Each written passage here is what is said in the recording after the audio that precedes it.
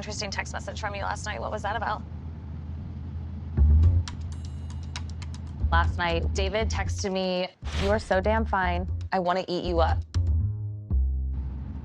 Like, he didn't reply back to that message at all. Like, he never ever texted me again after that message. And so there's tons of questions. That was about food. My cousin Denise texted me, and I was like, I'd eat her up, the food that she had right now.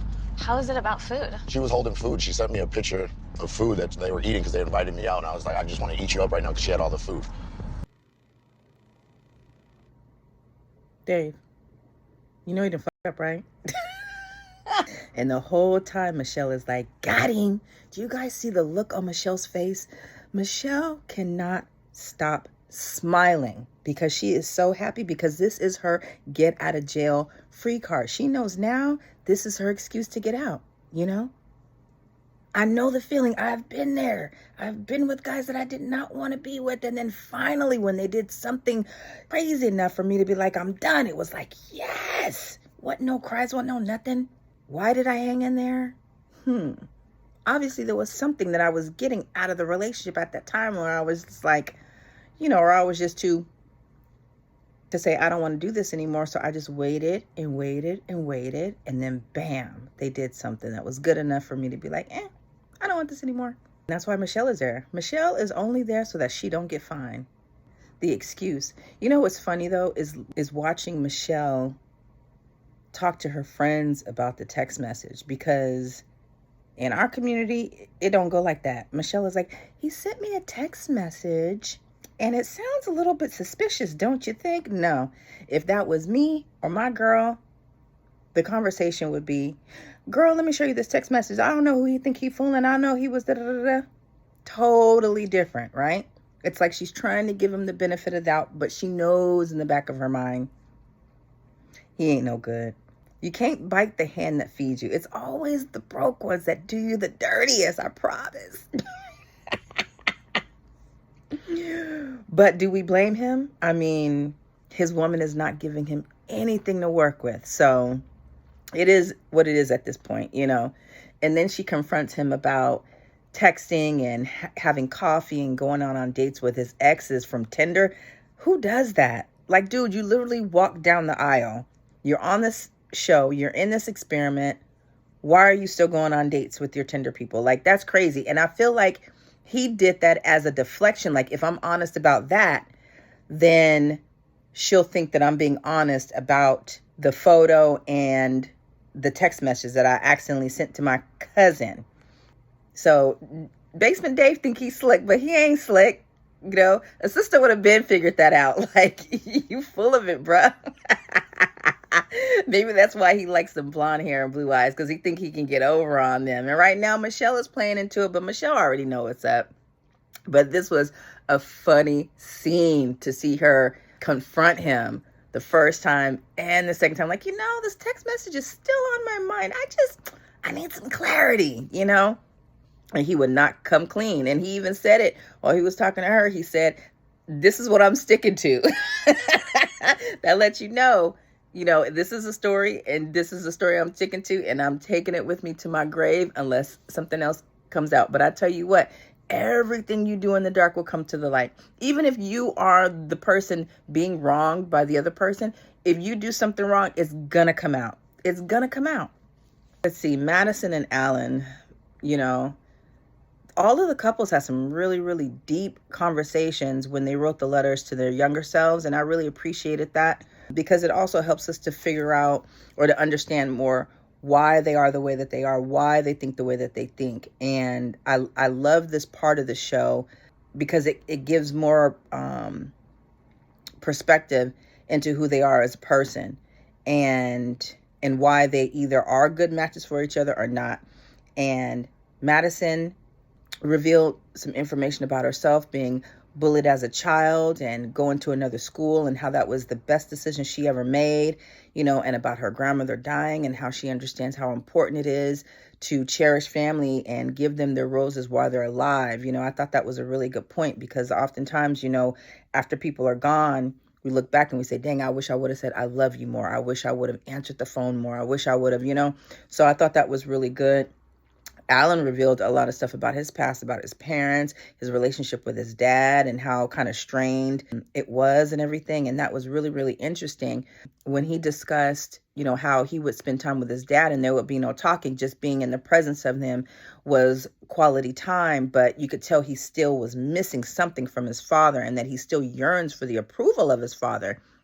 But when he discussed the type of women that he dated, that says a lot. He mentioned that he dated women that come from a particular background because they would understand his struggle without him having to explain anything about who he is.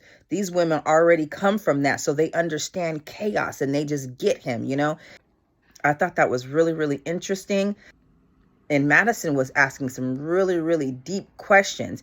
And it really, really bothers me that she was asking these questions because Alan was really divulging a lot and being vulnerable and telling stuff that you could tell he has never told anybody in the world.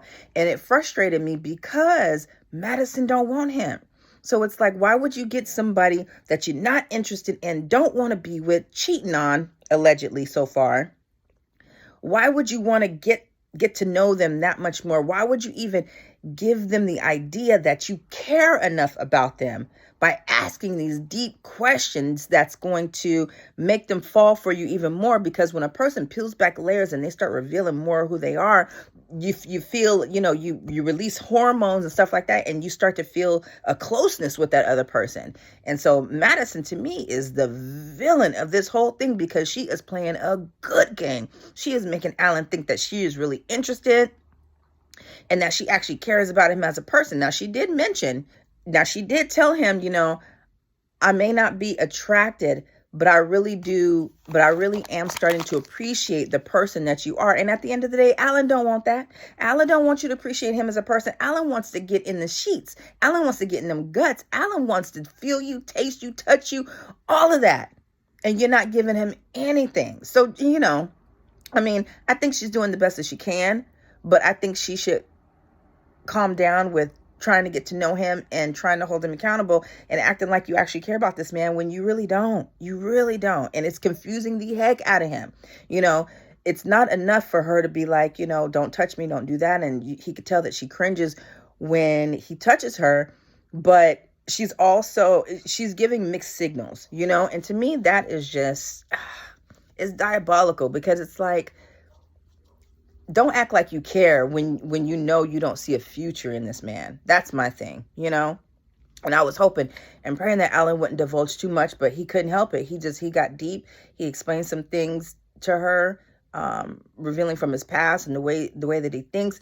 And then he told her, how much he really wants this marriage. And I'm just like, oh my gosh, Alan, don't give her too much. Don't give her too much, because what you're doing is you're blowing up her ego, but then you're also making yourself more vulnerable, And so I just feel bad for Alan because he really is a good dude. Like, you could tell just from the show and from the after party that Alan is a really good dude. So it's going to break my heart to see when he find out that his girl is creeping, but because it's like, I didn't divulge all this information to you. I didn't open up. I didn't change for you. I'm working out. I'm washing my ass. What else do you want? And it still ain't good enough. And you know why? Because Madison is too busy messing around with Basement Dave. You can't cultivate your relationship, and you can't give space for you to even fall in love with this man because you're too busy getting it from somebody else. That's not right. If David wasn't in the picture, there's about a 50% chance that Madison would take the time to try to cultivate something romantically with Alan. But she's got that distraction, so she don't need to work on Alan because she's already getting that physical part from him. But she's siphoning all of the emotional part and the gifts and the thoughtfulness and all of that from Alan. And that's wrong. And I believe in karma. She gonna get hers. Ike and MM, Ike, what do we say about Ike? What do we say about Ike? I'm kind of I keep looking over because my son is sick. He's home from school, snow day.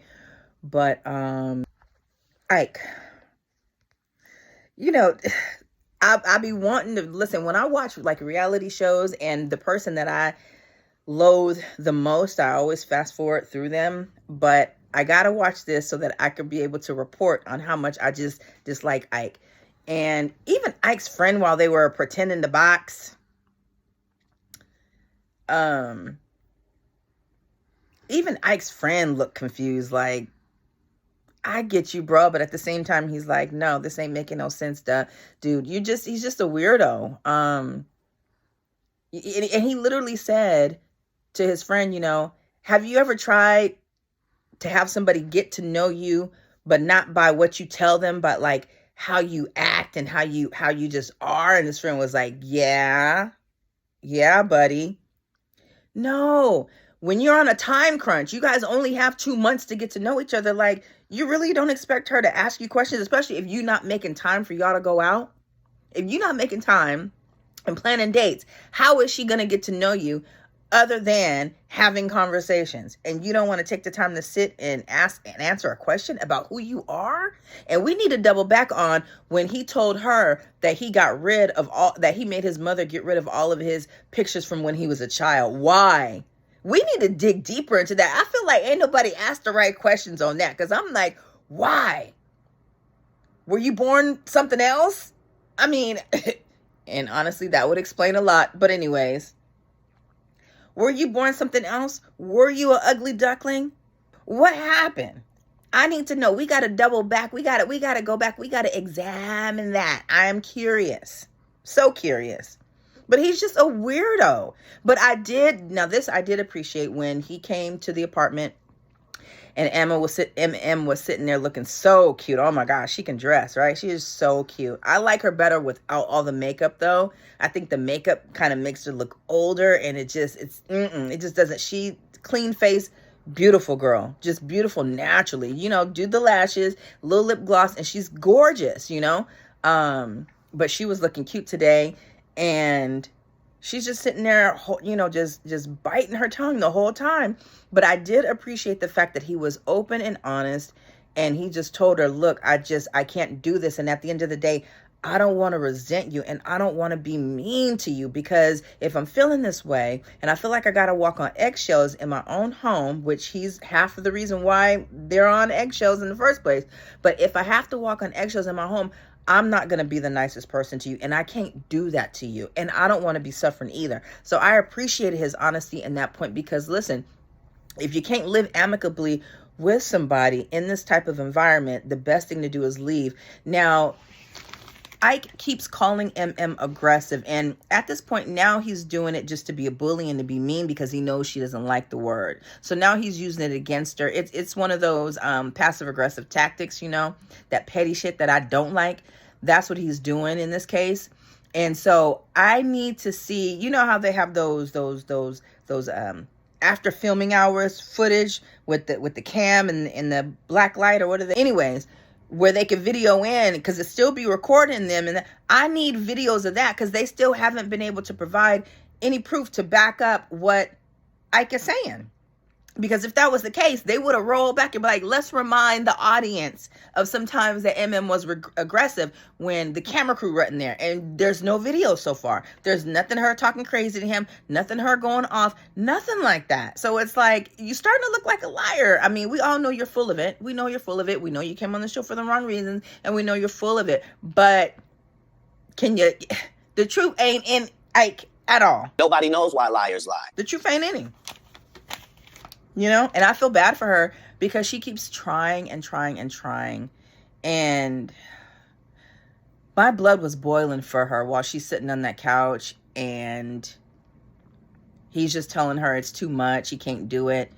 And, you know, that what he gives is what it's going to have to be. That's going to have to be enough. Take it or leave it type thing. And she was like, okay, I'm willing to work at his pace. And it's just like, at this point, MM is just there so that she don't get fined either. And she's just rolling with the punches. I hope that she doesn't really believe that there is a chance for them. It's getting annoying looking at him on the screen. And I wish that he would just bow out. But He has an agenda. This is his plan, and he's going to ride it to the very end and hope that after all of this is said and done, that he will get his own reality show, or he'll get booked for some gigs, or people are going to be vying for his latest book of poetry. That's what he's hoping. So he's going to ride this to the very end, and I believe that he's got some more tricks up his sleeves before decision day. And then comes reunion, he's probably going to have another banger for us. So we'll see. But Ike, you ain't fooling nobody, bro. You ain't fooling nobody. Carla and Juan, too, they got extremely deep. Whoa. The stuff that Juan went through as a kid, it almost made me cry. Now, these reality shows don't be making me cry like that. But for some reason, this episode really had me tugging at my chains, and the things that he was saying about his childhood, and the things that Carla went through as well. I like the fact that they were able to open up, and there was just no pettiness in any of the conversation. It was just a straight conversation, just them hanging out. And then she finally introduced Juan to her family, and I think that was a good thing. I still don't see this couple making it long term. I don't think that they are just attracted to each other. I think they could be compatible, and I think they could work together a lot if they let their walls and their egos down, especially Carla.